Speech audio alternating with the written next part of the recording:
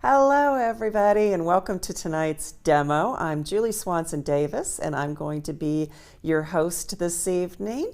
Thank you very much for joining us. I've got Whitney and Tessa here in the studio with me in the Blick studio, and we're just so glad to have you all here. Now, tonight's demo is going to be some special effects that you can do with watercolor. I know a lot of you out there like to work in watercolor. We've seen that in some of your comments before. So I'm hoping tonight that you'll find this kind of exciting and maybe a little bit challenging for you. We always do a prompt that we love to get the conversation going, have some things to talk about. But it also gives us a way to just know that you are out there, that you're into this, and that you would like to be put in the drawing for the $100 gift certificate that we're giving away. So tonight, I want you to just imagine something for me. Imagine that you get to go in a Blick store or on the Blick website, and you get to pick out one product that you've never used before. Not something that's very familiar to you, but something that you've seen, that you've thought about and wondered about. And what would you choose? What would be that one product that you would take if you were allowed to go into the store and choose something? I'm just going to ask Whitney because she's sitting right here. And Whitney, if that was available to you, what would you pick out? Something you've never used before. That is a tough question, and not because I've used everything. There are a lot of things I have not used. I think the thing with the most mystery and appeal would be an airbrush. Okay. An airbrush. Okay. I hope you were able to hear that. She's just off camera a little bit here. But Whitney would most like to try using an airbrush. So she would choose that. What would you guys choose? Well, one thing that I had always noticed in the store and wondered about was liquid watercolors. In particularly, I've seen the Dr. P.H. Martin's watercolor sets. They're beautiful and bright, and they have an eyedropper applicator to them. I just happen to have some here tonight that I'm going to be demonstrating. But I wondered, why would you want to use a liquid watercolor as opposed to a tube watercolor or a pan watercolor? What would the difference be? So I was very curious about that. I was familiar with our Blick liquid watercolor, and this is a product that I would highly recommend for art education and for use in classrooms because a little bit goes a long way. The colors are gorgeous, intense, and they mix together really well. So if you're teaching beginning color mixing, this is a great product. However, it's a dye-based, which means it's going to fade. It's not going to be light fast. It's not going to last. A lot of liquid watercolors, even though they might be more professional and might not fade as fast, but they are a dye base. Dr. P.H. Martin's Hydrus is not. It is a light fast, non-fading and transparent, AP, non-toxic, just like any professional watercolor. So I came up with a demo tonight and a project that I'm going to walk you through and show you some of the benefits of using a liquid watercolor and how to use it. And then I have another product which I'm going to get to in a little bit. I'll tell you more about it. So let me just show you a couple paintings that I have side by side here. So the painting here is done with a typical tube watercolor, professional grade watercolor. And this painting over here is one that I just did with my set of Dr. P.H. Martin's liquid watercolors.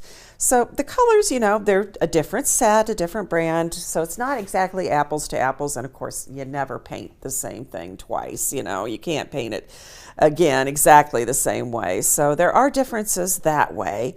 But you can see, first of all, that it's similar, and yet some of the colors are very bright.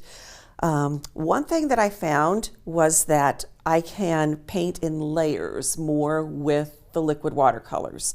The liquid watercolors, once they have dried, are not as likely to move and not as likely to be able to be reconstituted with water. They can be a little bit, and it also surface depends a lot on it, which, by the way, I am using a Crescent watercolor board today, hot press.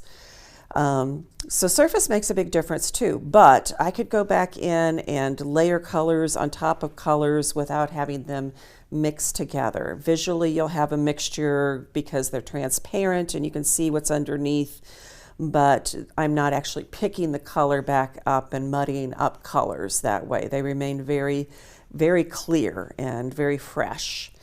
And you're also seeing some of these dots and textures. That's the product I'm going to get into in just a little bit. But first, I want to get my demo started with the liquid watercolors.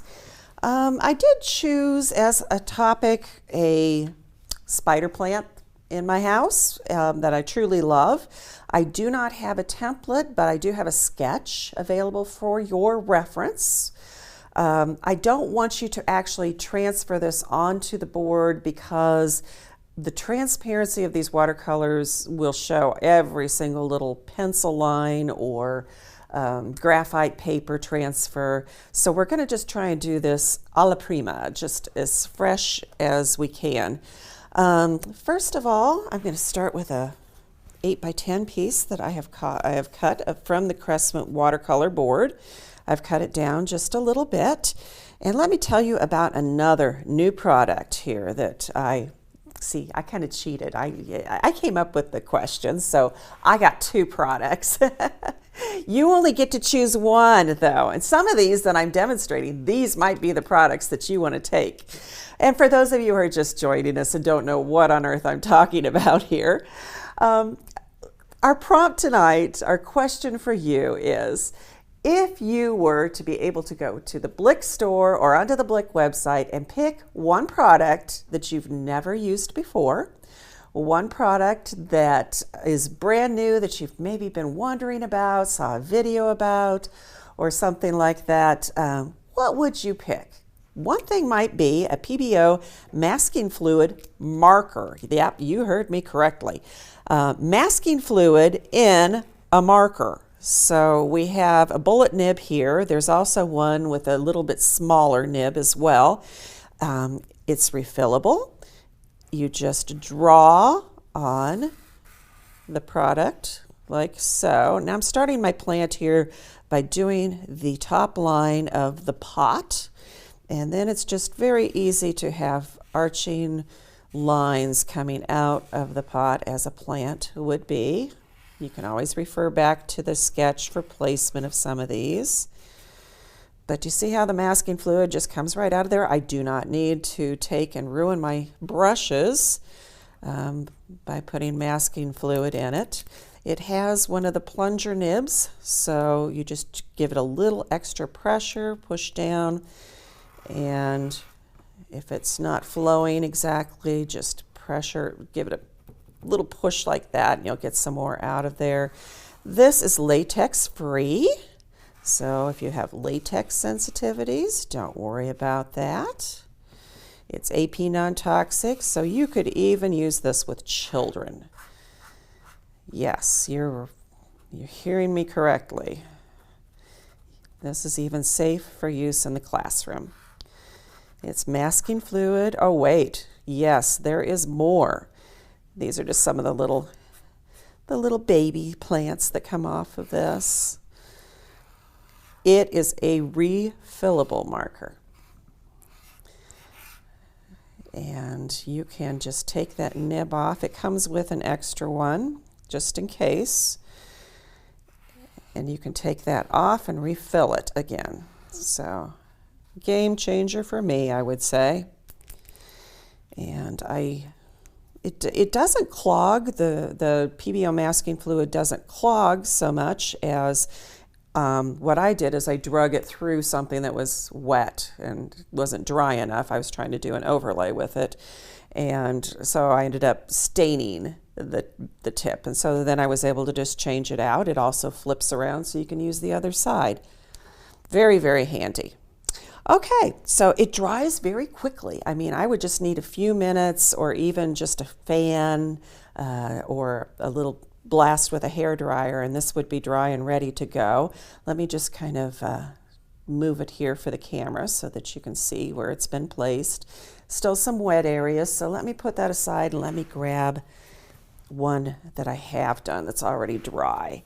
And I'm going to grab a tray here. This is a Richardson tray. This comes in a set of trays, and I have used these so much. They are just so handy, and especially if you do any teaching, classroom teaching at all. They're a very handy thing to have on hand.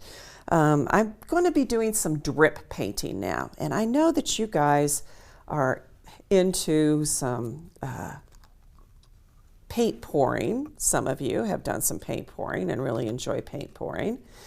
And this is kind of along the same lines, only we're going to be doing this with watercolor. I'm going to keep my palette pretty simple today. The example that we're going to be creating is over here. And as you can kind of see, it is just mostly in the tones of greens and yellows. So I'm putting out a couple colors of yellow, a light, a dark, a green, and a little bit of brown. And making sure that I put the lid back on very tightly on my Hydrus watercolors, because I have made that mistake. And when the bottle laid down, I lost a lot of my paint on my tabletop, so just learn from my mistakes. Okay. So I'm going to have a spray bottle handy here with just water in it, and I'm going to wet down most of this. Once again, this is Crescent watercolor board hot press. I'm using for a brush, this is a Princeton Neptune brush, a 1/2 inch. I called it a cat's tongue. Back another line called this the shape, and you can kind of see where you would get that nomer, but it called it a cat's tongue. It has a little bit of a point on it. They call it an oval wash, but it is a rounded tip. But you can use it. It's great for doing things like leaves. And what I'm doing right now is I'm kind of guiding the water into perhaps a leaf shape, so that it might have a place to flow, and you'll see that in a minute. Liquid watercolor, because it's already thinned down, you can use it straight from the bottle. You can put it into a palette, as I just did. If I were to use my tubes, I would have to add quite a bit of water to get it this fluid. So the nice thing is it's just ready to kind of drip on here. And I'm going to use it a little darker yellow here too. Kind of keep the sunny side up with the lighter here. All right, and now I'm just going to turn my board and let it run. And let's go this direction. Let it run. I love some free-form flowing watercolors. There's an artist by the name of Jean Haynes. Have you heard of her, Whitney? Yes, yes. I love her books. I love her demonstrations, and she does a lot of pouring with watercolor and allowing it to run. So you have soft look to the background, and then she'll retain a hard edge. And I've already defined my hard edge there with the masking fluid, and now I'm creating soft edges. And one of the mistakes I might make is to come down here and add water down here at the bottom. And what that's going to do is just spread out and create a solid area, which is fine if I want it that way. But I'm looking for some of those shapes that look like the plant itself. So to do that, I am just adding water over the plant so that it runs into the channels that I created with my brush from the water. And of course I can come back in And I can make some more if I want to. There's a spot here I missed, so I want to make sure that I get that filled in as well. Now, I would probably set this aside to dry before I moved on to more color. And it just so happens I have one that's already dry. So first thing I'm going to do before I get out of hand, because I know myself, and I'm going to clean up and just kind of mop up the drips that I have down here on my tray. You don't have to. The only reason I'm doing it is because I know myself and I might just make a mess. So I'm going to clean that up, and let's move on to some green colors now. Here's the yellows, and they've dried. Now I'm going to, once again, wet down that area. Make sure I've cleaned my brush off a little bit here. And let's try and guide those into some different places, creating the spider plant leaves. And now I'm going to use the paint directly from the palette, and I'm not real thrilled with the green color that they have. Does it show? Are we able to see that from the overhead camera? Very good. You can see it's pretty intense. It's a very bright green, very pretty green, but I would like to kind of change that color a little bit. It might be a little too intense for what I want. So these colors, as you see, mix beautifully. I put a little bit of yellow in there to make it a yellower green, and then a little bit of the brown color. The materials are listed on our materials list, and I've given you a set that you might want to start out with. So the colors of the set are what you are seeing me use here. There's other sets, there's other colors, but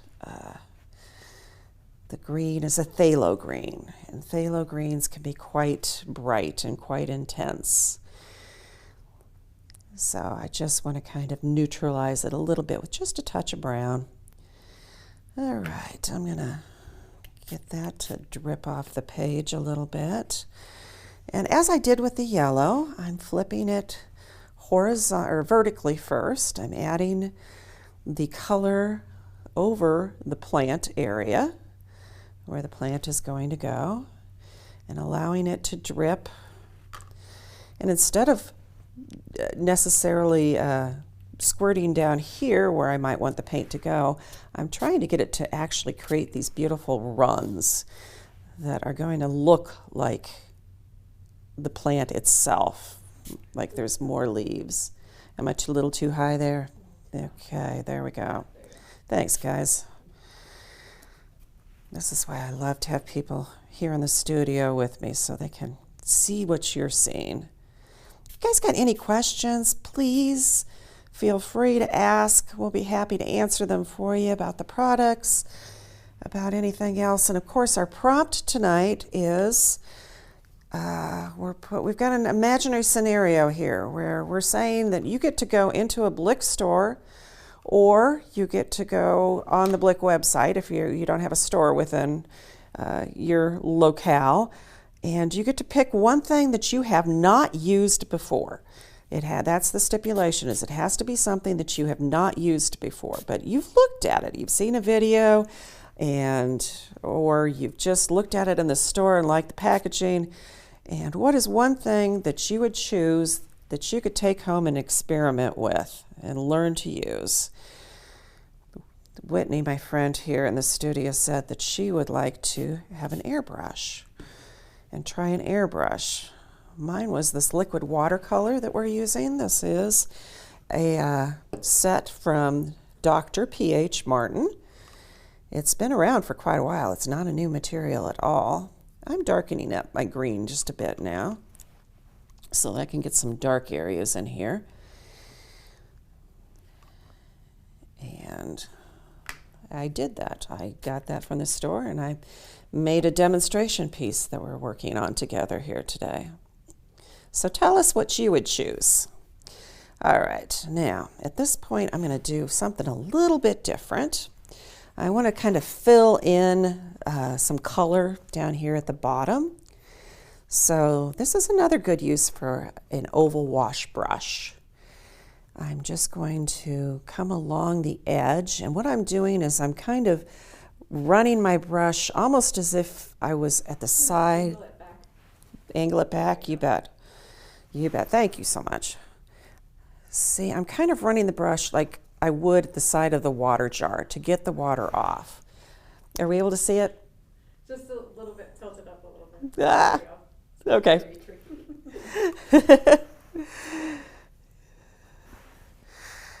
And now I'm going to make that color run.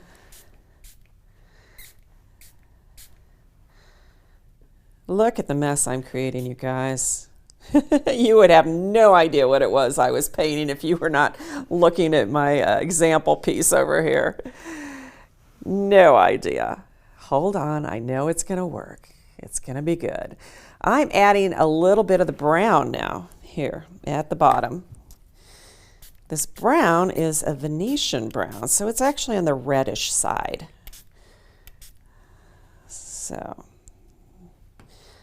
that's going to give me some areas of the darker green. And you can always come back in and add some of the lighter green if that's a little dark. I'm just watching you guys so you can tell me so I can make sure I've got this on screen. And after I've let that run a little bit this direction, I always like some of these hairy little things that happen with liquid watercolors when they get a little bit of water but not too much.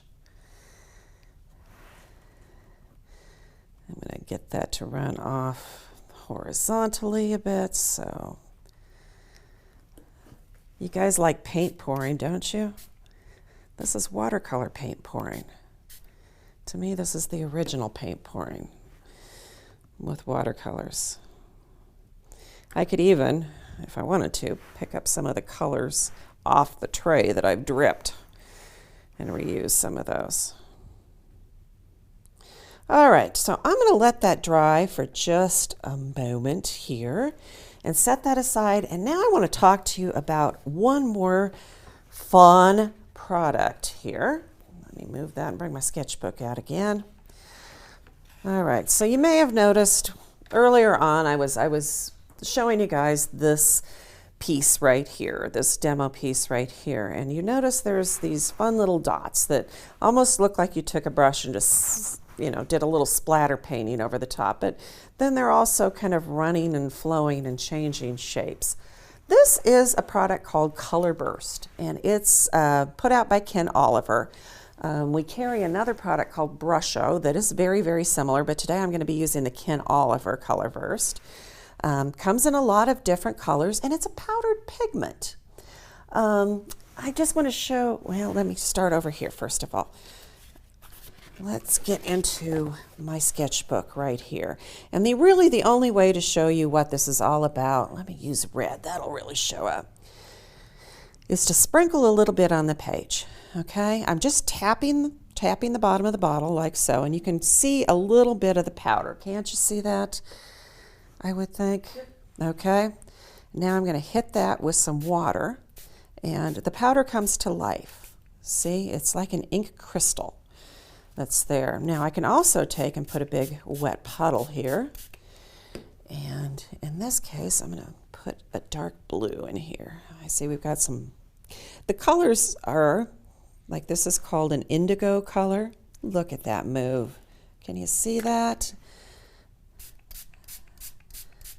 Get a puddle of water. But it's actually a mix. So there's some blue in there, there's a little bit of red crystal in there, kind of a royal blue, a darker blue. It's not just one color.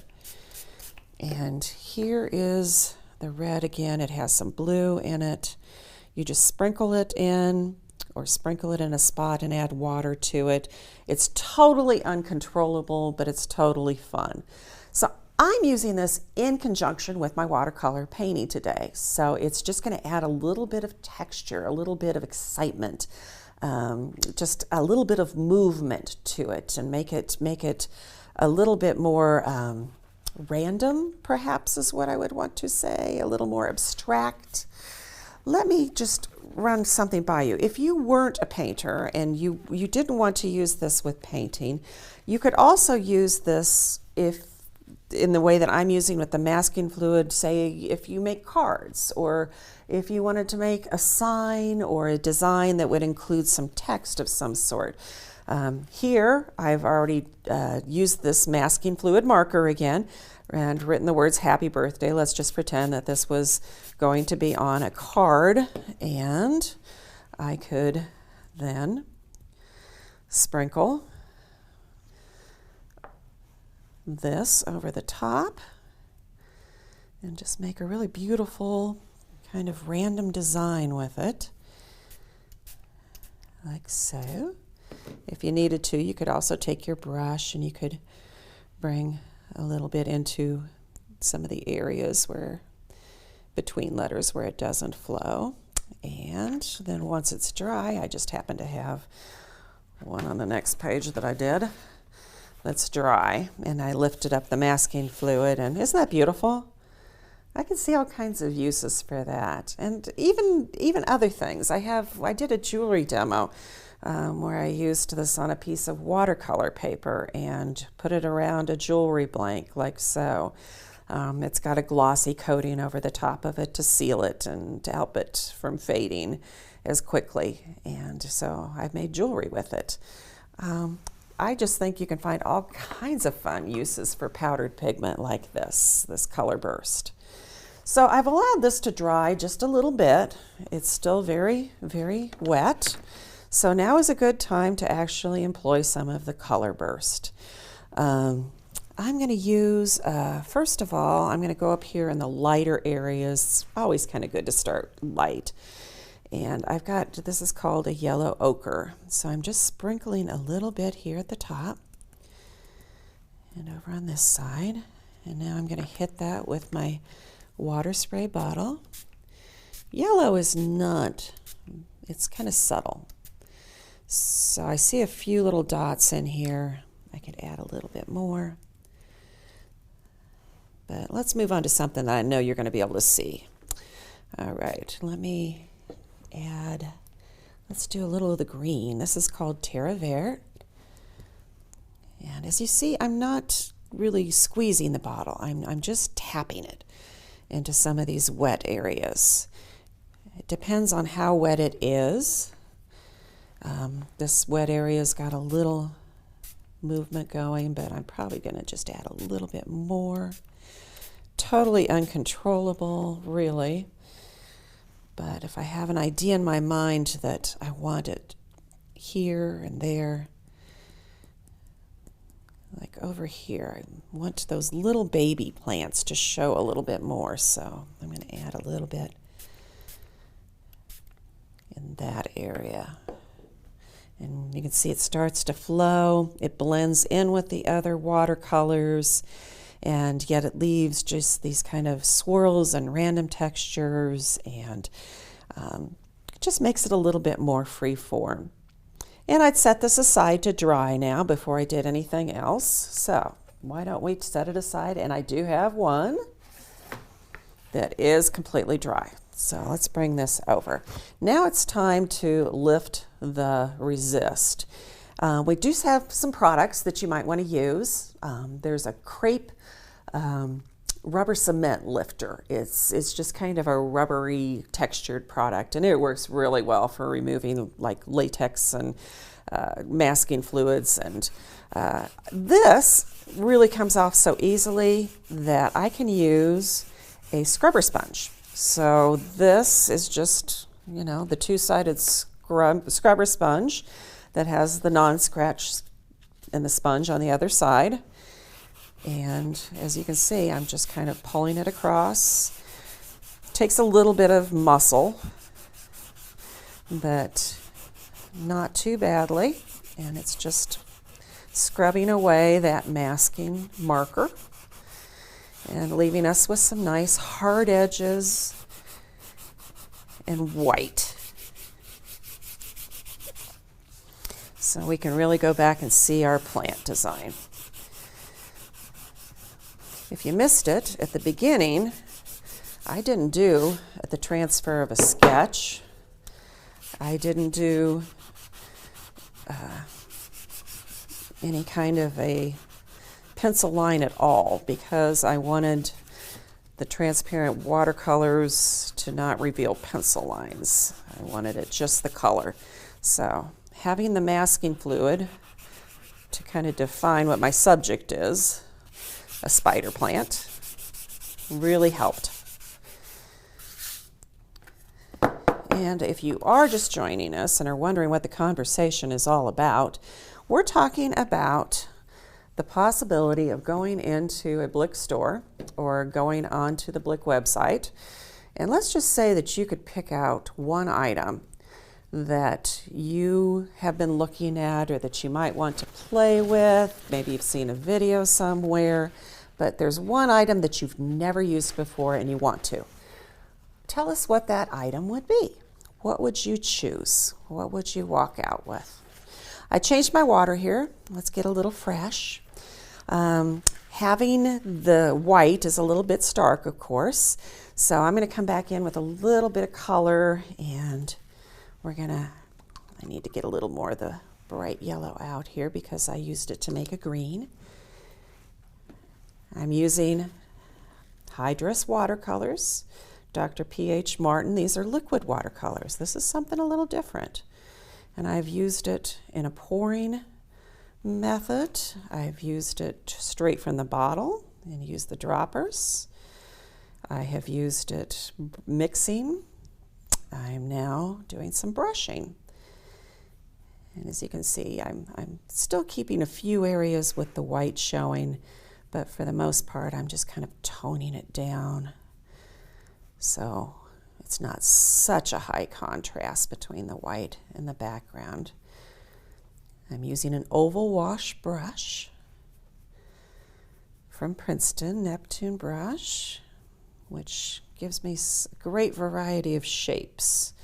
I'm using it very lightly, just kind of a vertical brush stroke that mimics the spider plant that I'm trying to convey here.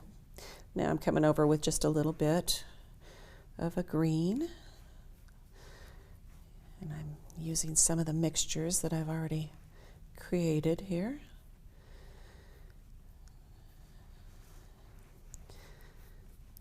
Okay. Now I'd probably finish up here. First of all, I'd want to kind of start to describe the pot that's underneath here. So it's not just floating in air. And I'm really not concerned with showing you the entire pot and the shape of the pot. I am just going to tuck it up underneath the plant here, maybe give you an edge on each side. Just a hint at a pot there. And I think I would also at this point come back and I had mixed up a dark green. It's starting to get a little dry, so I can reconstitute it with a little water. You will find with liquid watercolors that they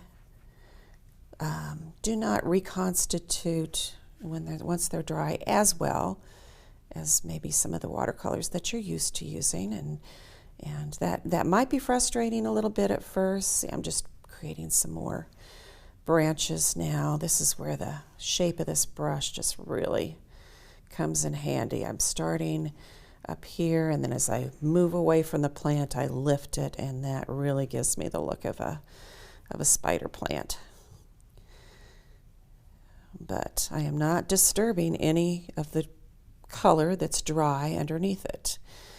The colors, as I was just saying, the colors that have dried from the liquid watercolors are there. I'm not disturbing them by coming over them with more water and more color.